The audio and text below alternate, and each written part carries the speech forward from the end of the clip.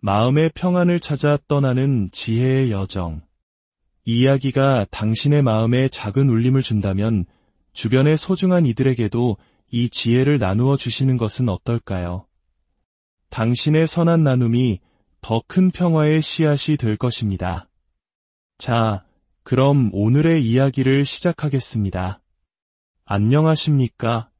지혜로운 삶의 길을 탐구하는 시간입니다.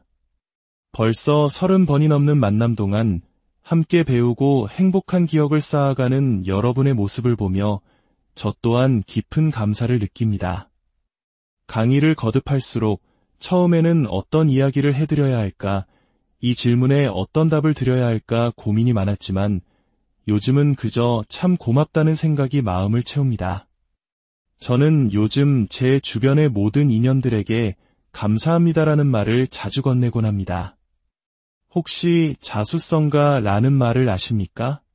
스스로의 손으로 집안을 일으켰다는 뜻으로 다른 사람의 도움 없이 오직 자신의 힘으로 성공했다는 의미로 쓰이죠.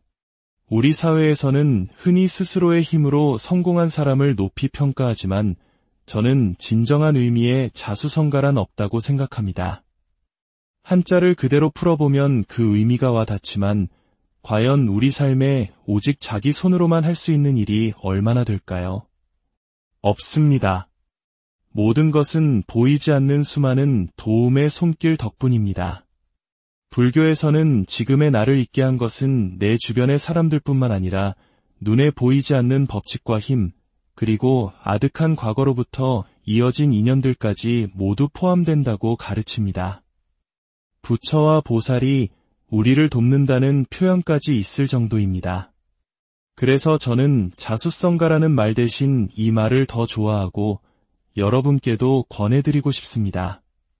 바로 덕분입니다라는 말입니다. 제가 속한 사찰에는 8분의 스님이 계십니다. 그분들 한 분 한 분을 떠올리면 가장 짧은 인연을 맺은 스님과도 벌써 25년의 세월이 흘렀습니다. 그분들을 생각하면 스님들 덕분에 제가 이 자리에 있습니다라는 인사를 드리지 않을 수 없습니다. 그 오랜 세월 저를 지켜봐 주시고 믿어주시고 이 일을 할 수 있도록 뒤에서 묵묵히 도와주신 모든 분들께 덕분입니다라고 고백하고 싶습니다. 이 이야기가 여러분께 전달될 수 있는 것 또한 보이지 않는 곳에서 애쓰는 제작진들과 무엇보다 이 이야기를 사랑해주시는 여러분 덕분입니다. 저는 아무것도 아닙니다. 과거로부터 제가 가져온 인연의 결과물이 그리 훌륭하지 않을지라도 지금 제가 이 자리에서 여러분과 마주할 수 있는 것은 진심으로 많은 분들의 도움 덕분입니다. 오늘의 이야기는 특별한 질문에서 시작하지 않습니다. 그 대신 깊은 감사와 성찰이 담긴 한 청취자의 사연으로 문을 열어보려 합니다. 이 사연을 통해 우리 삶의 고통과 인연, 그리고 감사의 의미를 함께 돌아보는 시간을 갖겠습니다. 스님, 안녕하세요. 스님을 만나게 된 인연에 감사드립니다. 살면서 한치의 오차도 없는 인과의 법칙을 실감하며 살아온 지 어느덧 70년이 되어갑니다. 스님께서 방송 중에 스승들은 중생들에게 고통이라는 열매를 피하는 길이 아닌 고통의 씨앗을 심지 않는 길을 가르쳐 주신다고 하셨습니다. 그 가르침에 정말 감사드립니다. 저는 살면서 지금도 시시각각 고통의 씨앗을 아주 다양하게 여기저기 심으며 삽니다. 그럼에도 부처님의 가르침은 고통의 씨앗을 심지 않는 길만 알려주시는 것이 아님도 배웠습니다. 지금 제가 겪는 고통이 바로 저 스스로 심은 씨앗의 결실이라는 것을 가르쳐 주셨기에 그 어떤 고통도 제가 불러온 것임을 알게 되어 그저 담담히 받아들일 줄 알게 되었습니다. 오히려 괴로움이 심해질수록 제가 갚아야 할 업장을 조금이라도 소멸하게 하는 듯하여 살짝 기쁜 마음마저 듭니다. 어머니 손에 이끌려 서울 용산의 어느 산동네 작은 암자에 갔던 어린 시절의 기억이 아련합니다. 60년 이상 불법과 인연을 맺어왔는데 이제서야 문득문득 그 말씀이 이 뜻이었구나 하고 깨닫는 순간들을 마주합니다. 그 오랜 세월 잠자고 있던 제 안의 불성을 자비로운 손으로 흔들어 깨워주시는 이 세상 모든 스님들께 부러움과 감사의 말씀을 올립니다. 무척 고맙습니다. 어떠신가요? 어머니의 손을 잡고 용산 산동네의 작은 절을 찾았던 어린아이가 70년의 세월을 지나 이제는 자신이 뿌린 씨앗의 결과를 기쁨으로 받아들일 수 있게 되었다는 고백. 참으로 깊은 울림을 주는 멋진 말씀입니다. 과거의 모든 어려움과 어리석음조차 지금의 나를 있게 만든 감사한 과정이었다는 깨달음. 마치 삶이라는 긴 숙제를 하나하나 풀어가며 과거의 빚을 청산하는 과정처럼 그 속에서 작은 기쁨을 발견하는 지혜가 여러분께도 찾아가기를 바랍니다. 오늘 제가 들려드릴 이야기는 부처님 경전에 등장하는 한 유명한 인물에 대한 것입니다. 부처님을 가장 고통스럽게 했던 인물이 데바다타였다면 오늘 이야기의 주인공은 부처님을 직접 괴롭히진 않았지만 수많은 사람을 공포에 떨게 했던 희대의 살인마입니다. 그의 이름은 앙굴리말라입니다. 많은 분들이 그를 단순히 손가락을 잘라 목걸이를 만든 엽기적인 살인마로만 알고 있지만 오늘 저는 그가 왜 그런 끔찍한 일을 저지르게 되었는지 그리고 그가 어떻게 변화했는지에 대한 전생애를 조명해 보려 합니다.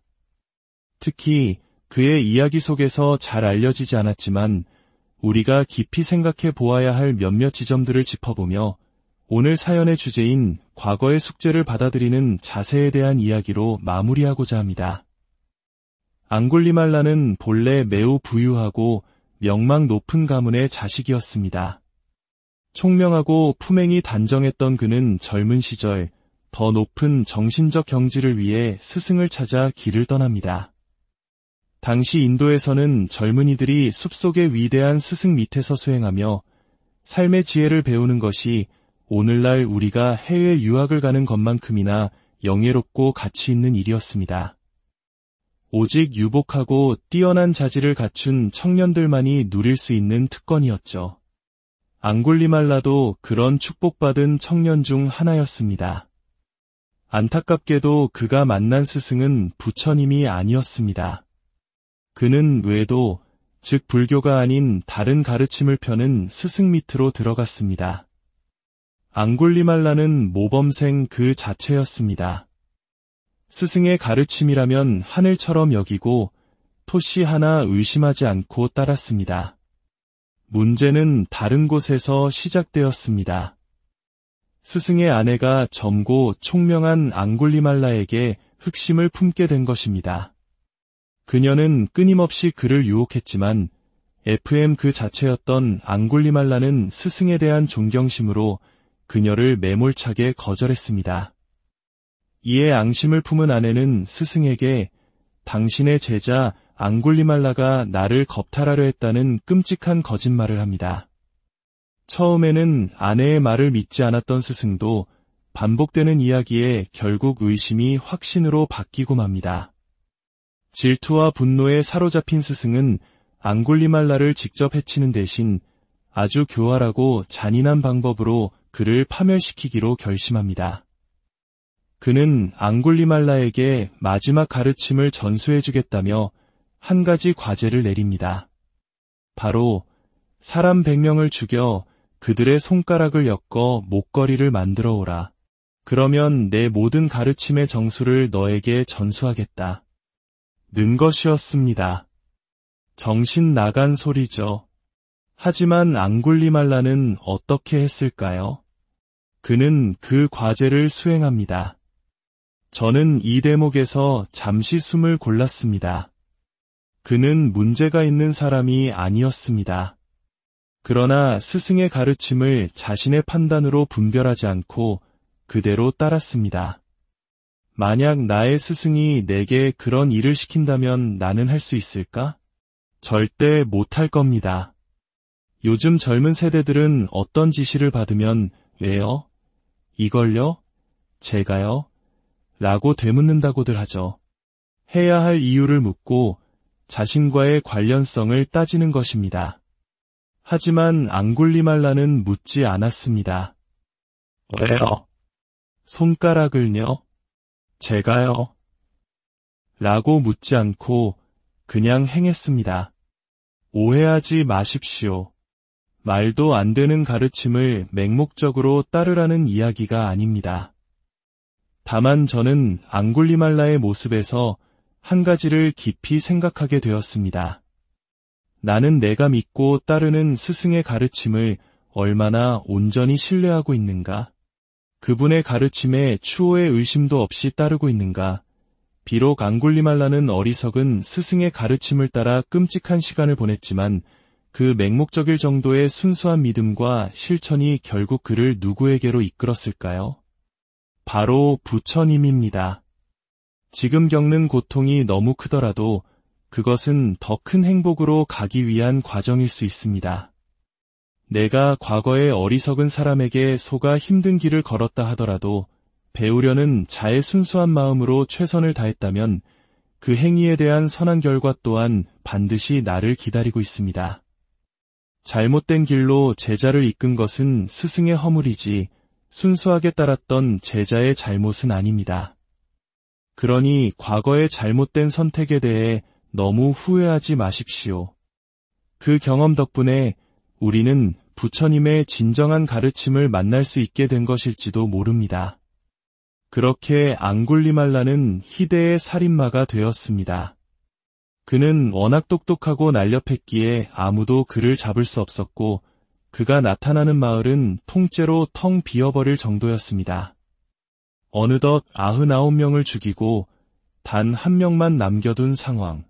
그는 숲속에 숨어 마지막 희생자를 기다리고 있었습니다. 그때 그의 앞에 두 사람이 나타납니다.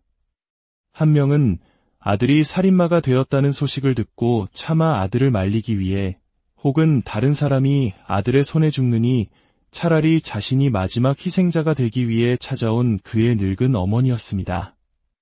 앙굴리말라는 어머니의 머리채를 잡고 칼을 들어올린 그 순간 난생 처음으로 망설입니다. 바로 그때 또 다른 한 사람이 고요히 그들 곁을 지나갑니다. 바로 부처님이셨습니다. 앙굴리말라는 잘됐다 생각하며 어머니를 놓고 부처님을 뒤쫓았습니다. 그가 소리쳤습니다. 멈추어라, 사문이여. 부처님께서는 걸음을 멈추지 않으신 채 뒤돌아보지도 않고 나지막이 말씀하셨습니다.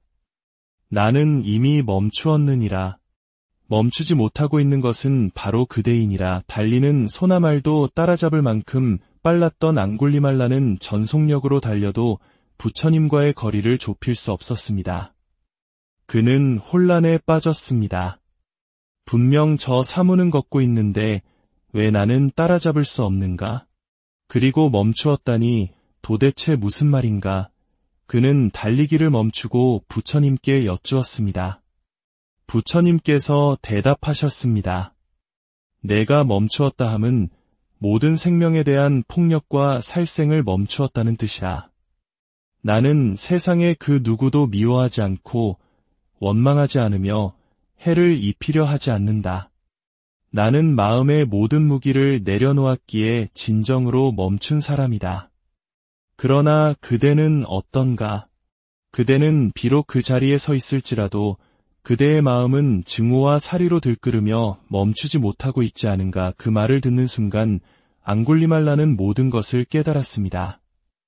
그는 손에 든 칼을 던져버리고 부처님 발 아래 엎드려 제자가 되기를 청했습니다.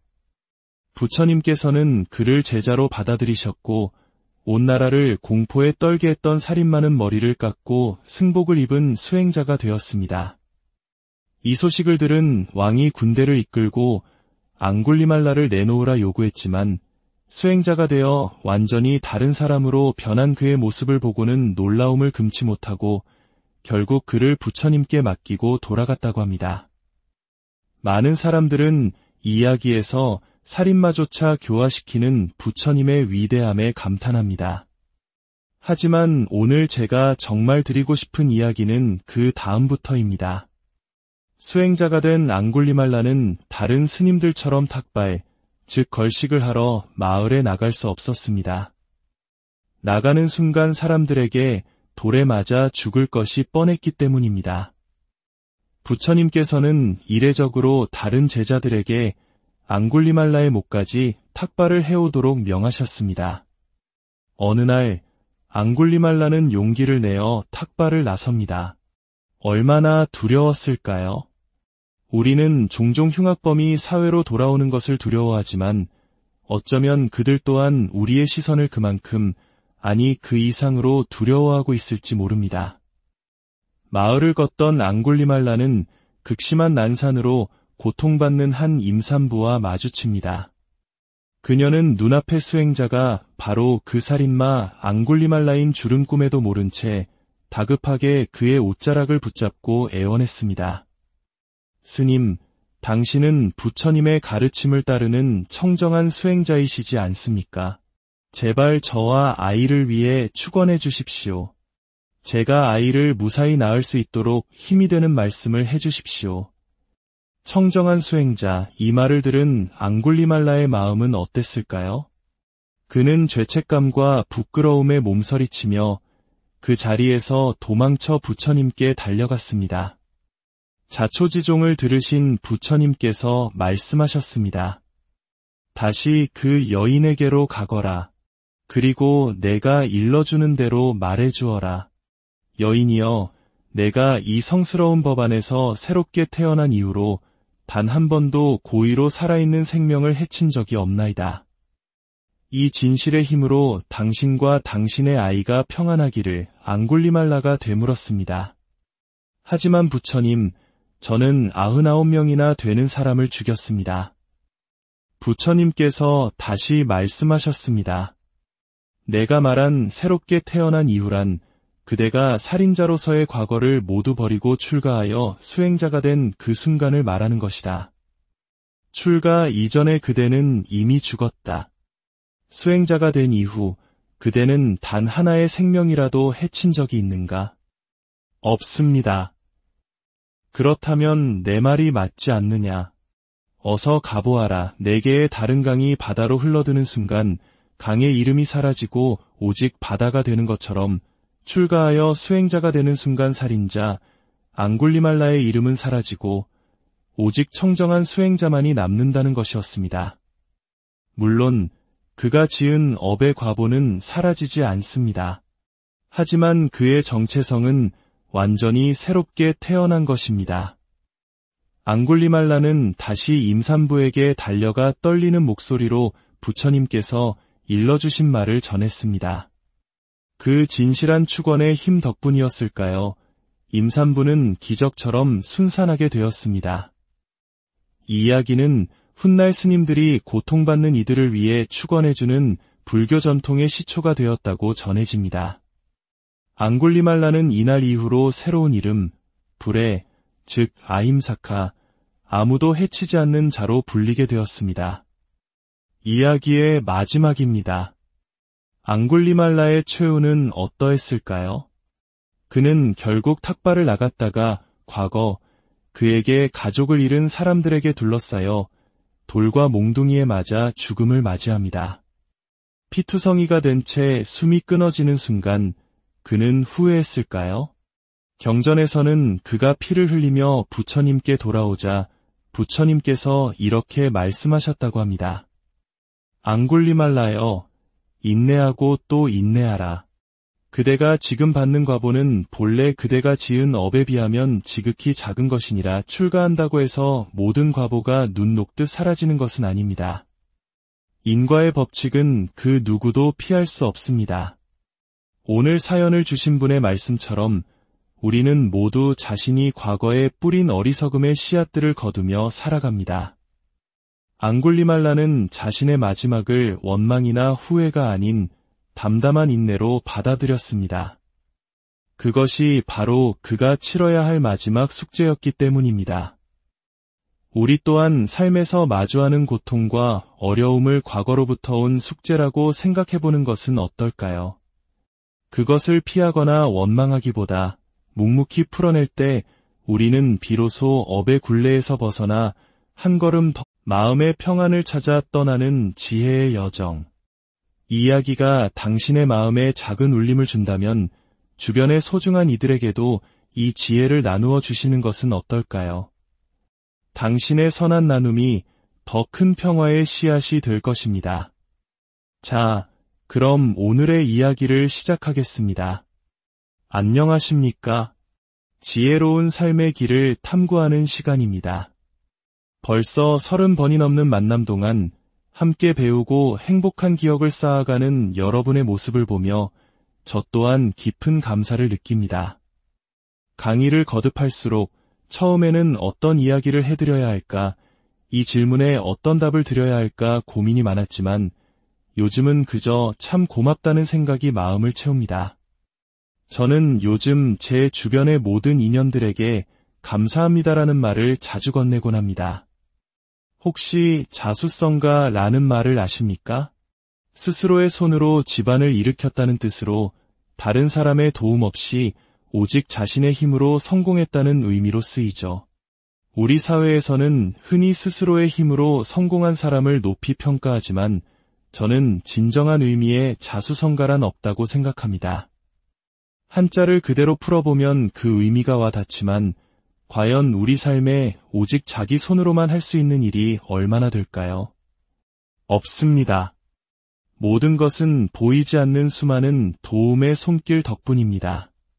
불교에서는 지금의 나를 있게 한 것은 내 주변의 사람들뿐만 아니라 눈에 보이지 않는 법칙과 힘, 그리고 아득한 과거로부터 이어진 인연들까지 모두 포함된다고 가르칩니다. 부처와 보살이 우리를 돕는다는 표현까지 있을 정도입니다. 그래서 저는 자수성가라는 말 대신 이 말을 더 좋아하고 여러분께도 권해드리고 싶습니다. 바로 덕분입니다라는 말입니다. 제가 속한 사찰에는 8분의 스님이 계십니다. 그분들 한 분 한 분을 떠올리면 가장 짧은 인연을 맺은 스님과도 벌써 25년의 세월이 흘렀습니다. 그분들을 생각하면 스님들 덕분에 제가 이 자리에 있습니다라는 인사를 드리지 않을 수 없습니다. 그 오랜 세월 저를 지켜봐 주시고 믿어주시고 이 일을 할 수 있도록 뒤에서 묵묵히 도와주신 모든 분들께 덕분입니다라고 고백하고 싶습니다. 이 이야기가 여러분께 전달될 수 있는 것 또한 보이지 않는 곳에서 애쓰는 제작진들과 무엇보다 이 이야기를 사랑해주시는 여러분 덕분입니다. 저는 아무것도 아닙니다.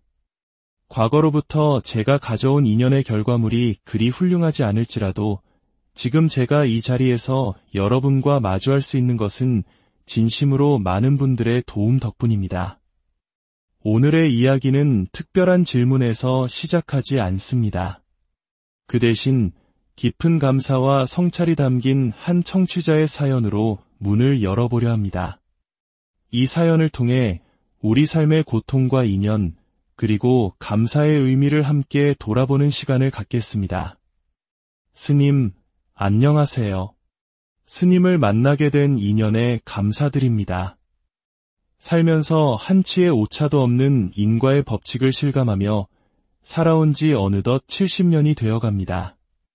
스님께서 방송 중에 스승들은 중생들에게 고통이라는 열매를 피하는 길이 아닌 고통의 씨앗을 심지 않는 길을 가르쳐 주신다고 하셨습니다. 그 가르침에 정말 감사드립니다. 저는 살면서 지금도 시시각각 고통의 씨앗을 아주 다양하게 여기저기 심으며 삽니다. 그럼에도 부처님의 가르침은 고통의 씨앗을 심지 않는 길만 알려주시는 것이 아님도 배웠습니다. 지금 제가 겪는 고통이 바로 저 스스로 심은 씨앗의 결실이라는 것을 가르쳐 주셨기에 그 어떤 고통도 제가 불러온 것임을 알게 되어 그저 담담히 받아들일 줄 알게 되었습니다. 오히려 괴로움이 심해질수록 제가 갚아야 할 업장을 조금이라도 소멸하게 하는 듯하여 살짝 기쁜 마음마저 듭니다.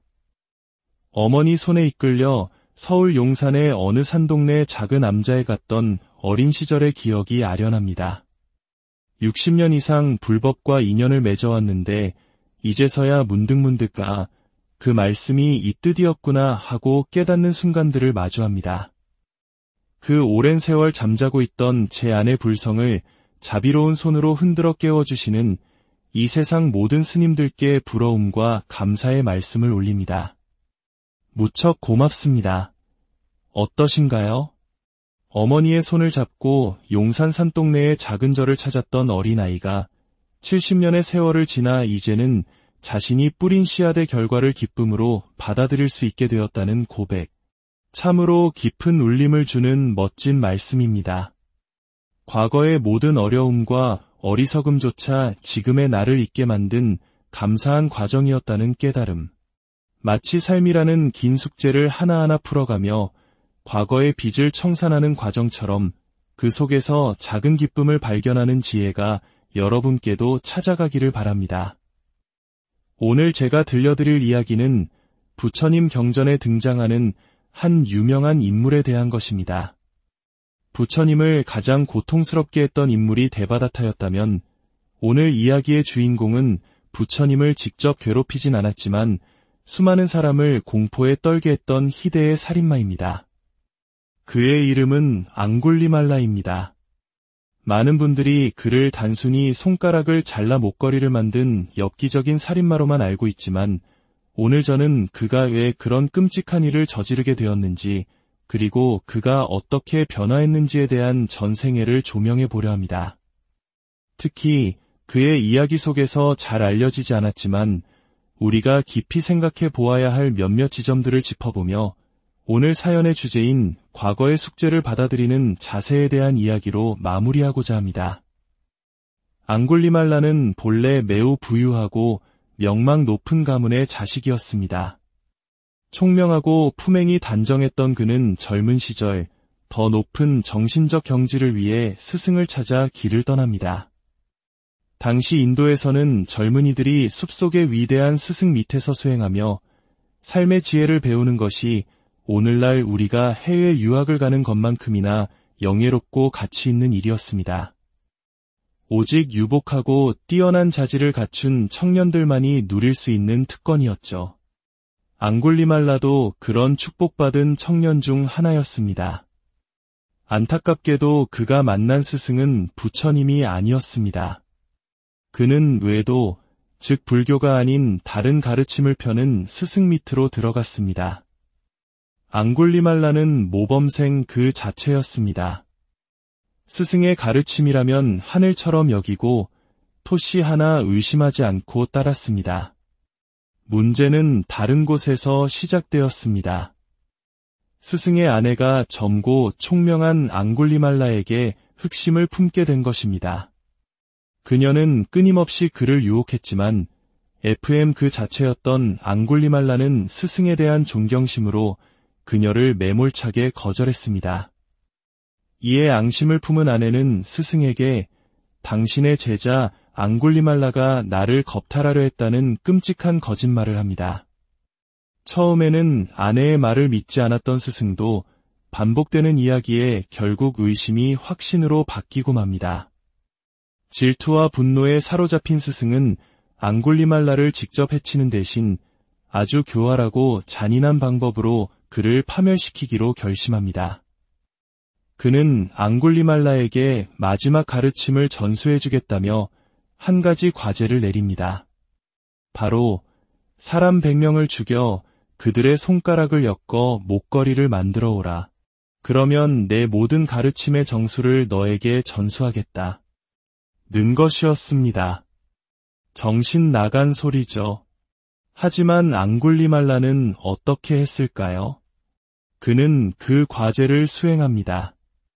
저는 이 대목에서 잠시 숨을 골랐습니다. 그는 문제가 있는 사람이 아니었습니다. 그러나 스승의 가르침을 자신의 판단으로 분별하지 않고 그대로 따랐습니다. 만약 나의 스승이 내게 그런 일을 시킨다면 나는 할 수 있을까? 절대 못할 겁니다. 요즘 젊은 세대들은 어떤 지시를 받으면 왜요? 이걸요? 제가요? 라고 되묻는다고들 하죠. 해야 할 이유를 묻고 자신과의 관련성을 따지는 것입니다. 하지만 앙굴리말라는 묻지 않았습니다. 왜요? 손가락을요? 제가요? 라고 묻지 않고 그냥 행했습니다. 오해하지 마십시오. 말도 안 되는 가르침을 맹목적으로 따르라는 이야기가 아닙니다. 다만 저는 앙굴리말라의 모습에서 한 가지를 깊이 생각하게 되었습니다. 나는 내가 믿고 따르는 스승의 가르침을 얼마나 온전히 신뢰하고 있는가? 그분의 가르침에 추호의 의심도 없이 따르고 있는가? 비록 앙굴리말라는 어리석은 스승의 가르침을 따라 끔찍한 시간을 보냈지만 그 맹목적일 정도의 순수한 믿음과 실천이 결국 그를 누구에게로 이끌었을까요? 바로 부처님입니다. 지금 겪는 고통이 너무 크더라도 그것은 더 큰 행복으로 가기 위한 과정일 수 있습니다. 내가 과거의 어리석은 사람에게 속아 힘든 길을 걸었다 하더라도 배우려는 자의 순수한 마음으로 최선을 다했다면 그 행위에 대한 선한 결과 또한 반드시 나를 기다리고 있습니다. 잘못된 길로 제자를 이끈 것은 스승의 허물이지 순수하게 따랐던 제자의 잘못은 아닙니다. 그러니 과거의 잘못된 선택에 대해 너무 후회하지 마십시오. 그 경험 덕분에 우리는 부처님의 진정한 가르침을 만날 수 있게 된 것일지도 모릅니다. 그렇게 앙굴리말라는 희대의 살인마가 되었습니다. 그는 워낙 똑똑하고 날렵했기에 아무도 그를 잡을 수 없었고 그가 나타나는 마을은 통째로 텅 비어버릴 정도였습니다. 어느덧 99명을 죽이고 단 1명만 남겨둔 상황. 그는 숲속에 숨어 마지막 희생자를 기다리고 있었습니다. 그때 그의 앞에 두 사람이 나타납니다. 한 명은 아들이 살인마가 되었다는 소식을 듣고 차마 아들을 말리기 위해 혹은 다른 사람이 아들의 손에 죽느니 차라리 자신이 마지막 희생자가 되기 위해 찾아온 그의 늙은 어머니였습니다. 앙굴리말라는 어머니의 머리채를 잡고 칼을 들어올린 그 순간 난생 처음으로 망설입니다. 바로 그때 또 다른 한 사람이 고요히 그들 곁을 지나갑니다. 바로 부처님이셨습니다. 앙굴리말라는 잘됐다 생각하며 어머니를 놓고 부처님을 뒤쫓았습니다. 그가 소리쳤습니다. 멈추어라, 사문이여. 부처님께서는 걸음을 멈추지 않으신 채 뒤돌아보지도 않고 나지막이 말씀하셨습니다. 나는 이미 멈추었느니라. 멈추지 못하고 있는 것은 바로 그대이니라. 달리는 소나말도 따라잡을 만큼 빨랐던 앙굴리말라는 전속력으로 달려도 부처님과의 거리를 좁힐 수 없었습니다. 그는 혼란에 빠졌습니다. 분명 저 사무는 걷고 있는데 왜 나는 따라잡을 수 없는가? 그리고 멈추었다니 도대체 무슨 말인가? 그는 달리기를 멈추고 부처님께 여쭈었습니다. 부처님께서 대답하셨습니다. 내가 멈추었다 함은 모든 생명에 대한 폭력과 살생을 멈추었다는 뜻이라. 나는 세상의 그 누구도 미워하지 않고 원망하지 않으며 해를 입히려 하지 않는다. 나는 마음의 모든 무기를 내려놓았기에 진정으로 멈춘 사람이다. 그러나 그대는 어떤가? 그대는 비록 그 자리에 서 있을지라도 그대의 마음은 증오와 사리로 들끓으며 멈추지 못하고 있지 않은가? 그 말을 듣는 순간 앙굴리말라는 모든 것을 깨달았습니다. 그는 손에 든 칼을 던져버리고 부처님 발 아래 엎드려 제자가 되기를 청했습니다. 부처님께서는 그를 제자로 받아들이셨고 온 나라를 공포에 떨게 했던 살인마는 머리를 깎고 승복을 입은 수행자가 되었습니다. 이 소식을 들은 왕이 군대를 이끌고 앙굴리말라를 내놓으라 요구했지만 수행자가 되어 완전히 다른 사람으로 변한 그의 모습을 보고는 놀라움을 금치 못하고 결국 그를 부처님께 맡기고 돌아갔다고 합니다. 많은 사람들은 이 이야기에서 살인마조차 교화시키는 부처님의 위대함에 감탄합니다. 하지만 오늘 제가 정말 드리고 싶은 이야기는 그 다음부터입니다. 수행자가 된 앙굴리말라는 다른 스님들처럼 탁발, 즉 걸식을 하러 마을에 나갈 수 없었습니다. 나가는 순간 사람들에게 돌에 맞아 죽을 것이 뻔했기 때문입니다. 부처님께서는 이례적으로 다른 제자들에게 앙굴리말라의 목까지 탁발을 해오도록 명하셨습니다. 어느 날 앙굴리말라는 용기를 내어 탁발을 나섭니다. 얼마나 두려웠을까요? 우리는 종종 흉악범이 사회로 돌아오는 것을 두려워하지만 어쩌면 그들 또한 우리의 시선을 그만큼, 아니 그 이상으로 두려워하고 있을지 모릅니다. 마을을 걷던 앙굴리말라는 극심한 난산으로 고통받는 한 임산부와 마주칩니다. 그녀는 눈앞의 수행자가 바로 그 살인마 앙굴리말라인 줄은 꿈에도 모른 채 다급하게 그의 옷자락을 붙잡고 애원했습니다. 스님, 당신은 부처님의 가르침을 따르는 청정한 수행자이시지 않습니까? 제발 저와 아이를 위해 축원해 주십시오. 제가 아이를 무사히 낳을 수 있도록 힘이 되는 말씀을 해 주십시오. 청정한 수행자, 이 말을 들은 앙굴리말라의 마음은 어땠을까요? 그는 죄책감과 부끄러움에 몸서리치며 그 자리에서 도망쳐 부처님께 달려갔습니다. 자초지종을 들으신 부처님께서 말씀하셨습니다. 다시 그 여인에게로 가거라. 그리고 내가 일러주는 대로 말해주어라. 여인이여, 내가 이 성스러운 법안에서 새롭게 태어난 이후로 단 한 번도 고의로 살아있는 생명을 해친 적이 없나이다. 이 진실의 힘으로 당신과 당신의 아이가 평안하기를 앙굴리말라가 되물었습니다. 하지만 부처님, 저는 99명이나 되는 사람을 죽였습니다. 부처님께서 다시 말씀하셨습니다. 내가 말한 새롭게 태어난 이후란 그대가 살인자로서의 과거를 모두 버리고 출가하여 수행자가 된 그 순간을 말하는 것이다. 출가 이전에 그대는 이미 죽었다. 수행자가 된 이후 그대는 단 하나의 생명이라도 해친 적이 있는가? 없습니다. 그렇다면 내 말이 맞지 않느냐? 어서 가보아라. 네 개의 다른 강이 바다로 흘러드는 순간 강의 이름이 사라지고 오직 바다가 되는 것처럼 출가하여 수행자가 되는 순간 살인자 앙굴리말라의 이름은 사라지고 오직 청정한 수행자만이 남는다는 것이었습니다. 물론 그가 지은 업의 과보는 사라지지 않습니다. 하지만 그의 정체성은 완전히 새롭게 태어난 것입니다. 앙굴리말라는 다시 임산부에게 달려가 떨리는 목소리로 부처님께서 일러주신 말을 전했습니다. 그 진실한 축원의 힘 덕분이었을까요? 임산부는 기적처럼 순산하게 되었습니다. 이 이야기는 훗날 스님들이 고통받는 이들을 위해 축원해주는 불교 전통의 시초가 되었다고 전해집니다. 앙굴리말라는 이날 이후로 새로운 이름, 불에, 즉 아힘사카, 아무도 해치지 않는 자로 불리게 되었습니다. 이야기의 마지막입니다. 앙굴리말라의 최후는 어떠했을까요?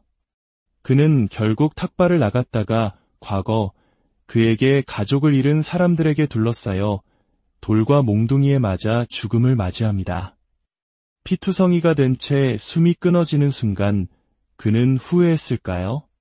경전에서는 그가 피를 흘리며 부처님께 돌아오자 부처님께서 이렇게 말씀하셨다고 합니다. 앙굴리말라여, 인내하고 또 인내하라. 그대가 지금 받는 과보는 본래 그대가 지은 업에 비하면 지극히 작은 것이니라. 출가한다고 해서 모든 과보가 눈 녹듯 사라지는 것은 아닙니다. 인과의 법칙은 그 누구도 피할 수 없습니다. 오늘 사연을 주신 분의 말씀처럼 우리는 모두 자신이 과거에 뿌린 어리석음의 씨앗들을 거두며 살아갑니다. 앙굴리말라는 자신의 마지막을 원망이나 후회가 아닌 담담한 인내로 받아들였습니다. 그것이 바로 그가 치러야 할 마지막 숙제였기 때문입니다. 우리 또한 삶에서 마주하는 고통과 어려움을 과거로부터 온 숙제라고 생각해보는 것은 어떨까요? 그것을 피하거나 원망하기보다 묵묵히 풀어낼 때 우리는 비로소 업의 굴레에서 벗어나 한 걸음 더 마음의 평안을 찾아 떠나는 지혜의 여정. 이 이야기가 당신의 마음에 작은 울림을 준다면 주변의 소중한 이들에게도 이 지혜를 나누어 주시는 것은 어떨까요? 당신의 선한 나눔이 더 큰 평화의 씨앗이 될 것입니다. 자, 그럼 오늘의 이야기를 시작하겠습니다. 안녕하십니까? 지혜로운 삶의 길을 탐구하는 시간입니다. 벌써 30번이 넘는 만남 동안 함께 배우고 행복한 기억을 쌓아가는 여러분의 모습을 보며 저 또한 깊은 감사를 느낍니다. 강의를 거듭할수록 처음에는 어떤 이야기를 해드려야 할까, 이 질문에 어떤 답을 드려야 할까 고민이 많았지만 요즘은 그저 참 고맙다는 생각이 마음을 채웁니다. 저는 요즘 제 주변의 모든 인연들에게 감사합니다라는 말을 자주 건네곤 합니다. 혹시 자수성가라는 말을 아십니까? 스스로의 손으로 집안을 일으켰다는 뜻으로 다른 사람의 도움 없이 오직 자신의 힘으로 성공했다는 의미로 쓰이죠. 우리 사회에서는 흔히 스스로의 힘으로 성공한 사람을 높이 평가하지만 저는 진정한 의미의 자수성가란 없다고 생각합니다. 한자를 그대로 풀어보면 그 의미가 와 닿지만 과연 우리 삶에 오직 자기 손으로만 할 수 있는 일이 얼마나 될까요? 없습니다. 모든 것은 보이지 않는 수많은 도움의 손길 덕분입니다. 불교에서는 지금의 나를 있게 한 것은 내 주변의 사람들뿐만 아니라 눈에 보이지 않는 법칙과 힘, 그리고 아득한 과거로부터 이어진 인연들까지 모두 포함된다고 가르칩니다. 부처와 보살이 우리를 돕는다는 표현까지 있을 정도입니다. 그래서 저는 자수성가라는 말 대신 이 말을 더 좋아하고 여러분께도 권해드리고 싶습니다. 바로 덕분입니다라는 말입니다. 제가 속한 사찰에는 8분의 스님이 계십니다. 그분들 한 분 한 분을 떠올리면 가장 짧은 인연을 맺은 스님과도 벌써 25년의 세월이 흘렀습니다. 그분들을 생각하면 스님들 덕분에 제가 이 자리에 있습니다라는 인사를 드리지 않을 수 없습니다. 그 오랜 세월 저를 지켜봐 주시고 믿어주시고 이 일을 할 수 있도록 뒤에서 묵묵히 도와주신 모든 분들께 덕분입니다라고 고백하고 싶습니다. 이 이야기가 여러분께 전달될 수 있는 것 또한 보이지 않는 곳에서 애쓰는 제작진들과 무엇보다 이야기를 사랑해 주시는 여러분 덕분입니다. 저는 아무것도 아닙니다. 과거로부터 제가 가져온 인연의 결과물이 그리 훌륭하지 않을지라도 지금 제가 이 자리에서 여러분과 마주할 수 있는 것은 진심으로 많은 분들의 도움 덕분입니다. 오늘의 이야기는 특별한 질문에서 시작하지 않습니다. 그 대신 깊은 감사와 성찰이 담긴 한 청취자의 사연으로 문을 열어보려 합니다.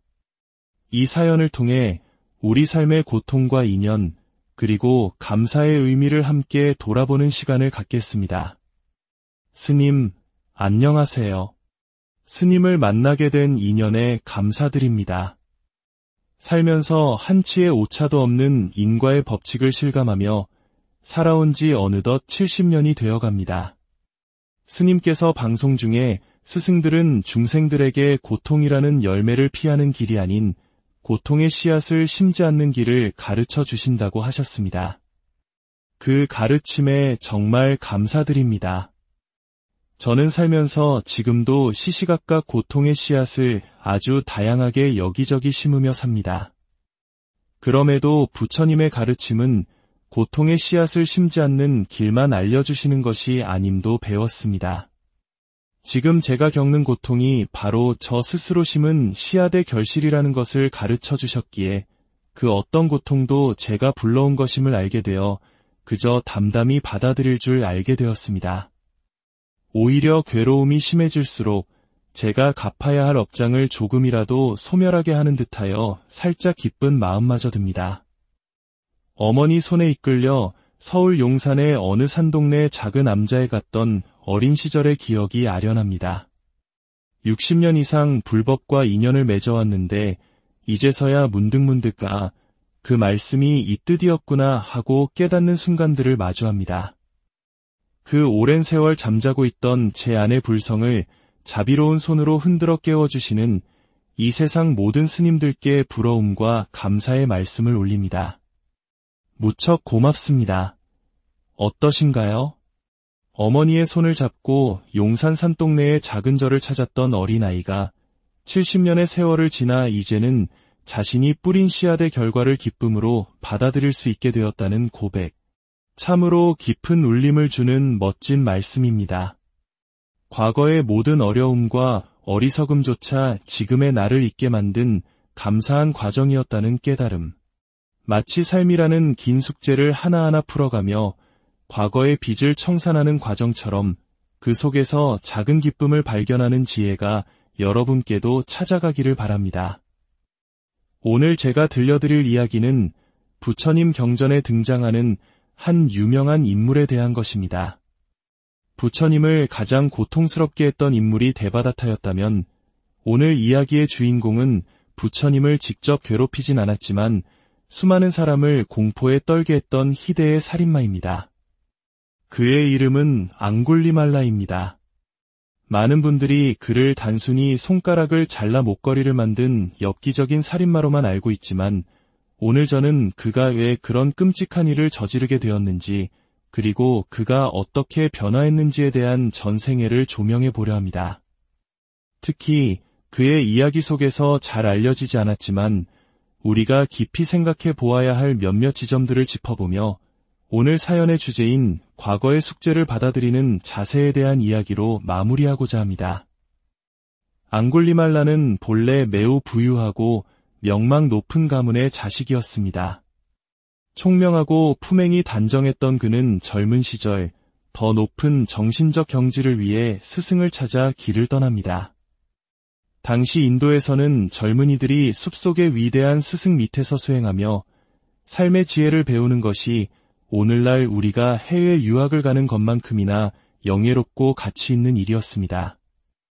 오직 유복하고 뛰어난 자질을 갖춘 청년들만이 누릴 수 있는 특권이었죠.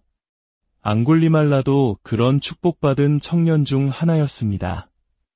안타깝게도 그가 만난 스승은 부처님이 아니었습니다.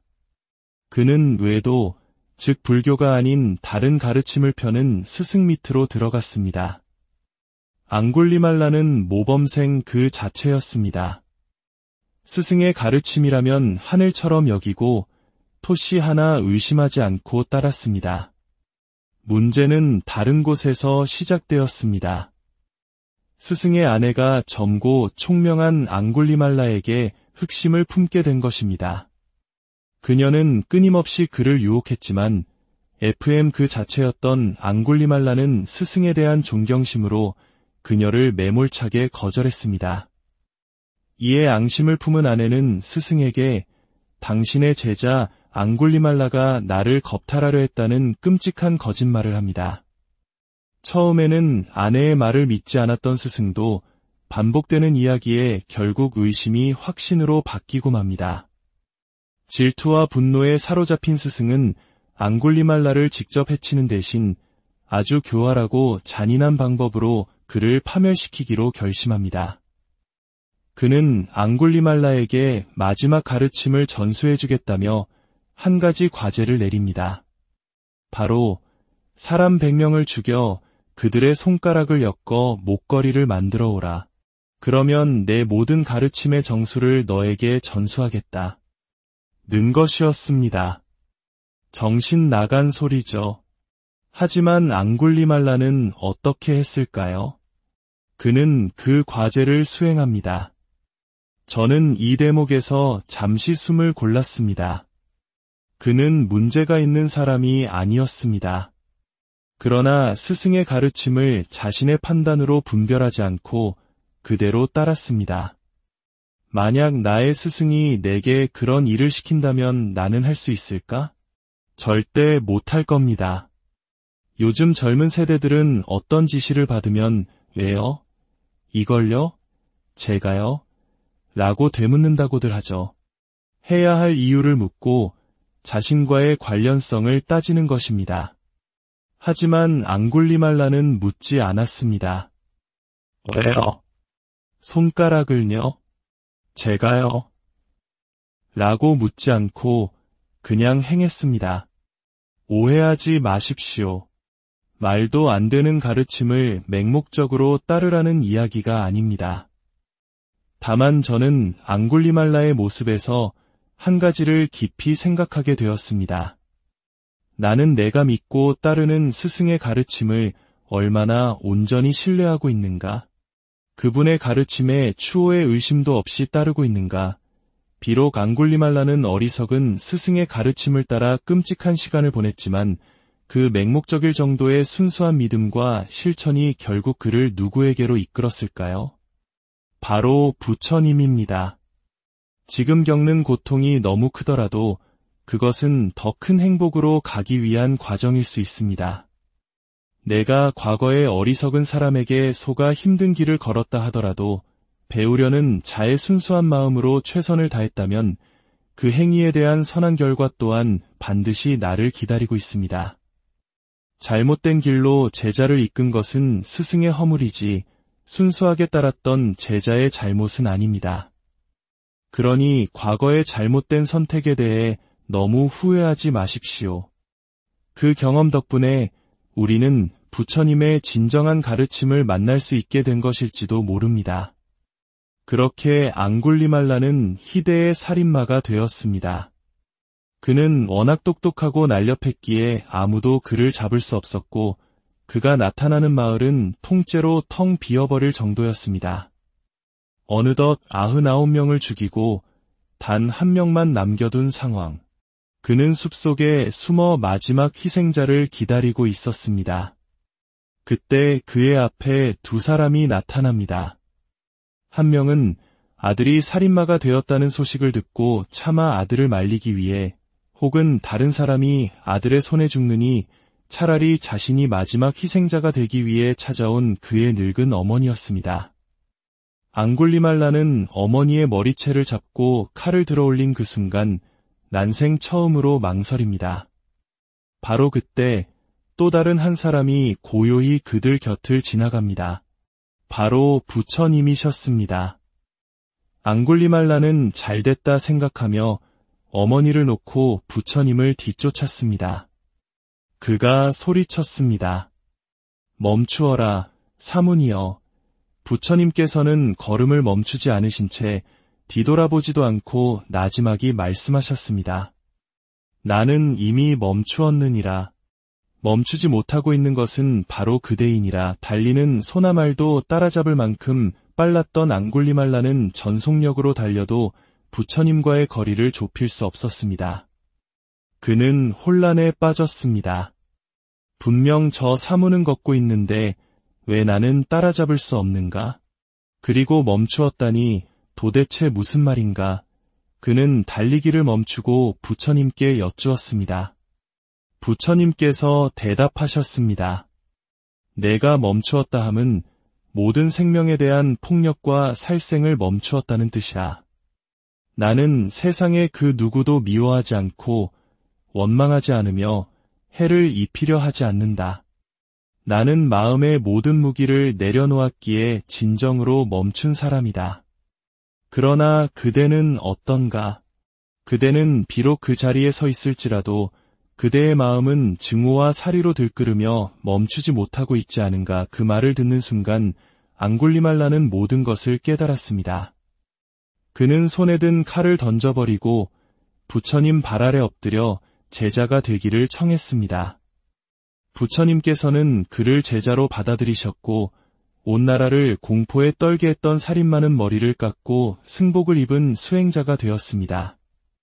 이 소식을 들은 왕이 군대를 이끌고 앙굴리말라를 내놓으라 요구했지만 수행자가 되어 완전히 다른 사람으로 변한 그의 모습을 보고는 놀라움을 금치 못하고 결국 그를 부처님께 맡기고 돌아갔다고 합니다.